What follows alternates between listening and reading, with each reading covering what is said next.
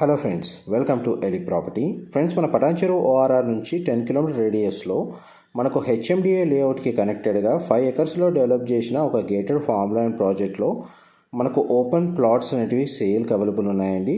And మీరు ఇప్పుడు వీడియోలో చూస్తున్న వెంచర్లోనే మనకు ప్లాట్స్ సేల్కి అవైలబుల్ ఉన్నాయి. ప్రజెంట్ ఈ వెంచర్లో ఒక ఫామ్ హౌస్ అనేది కన్స్ట్రక్షన్ చేస్తున్నారు.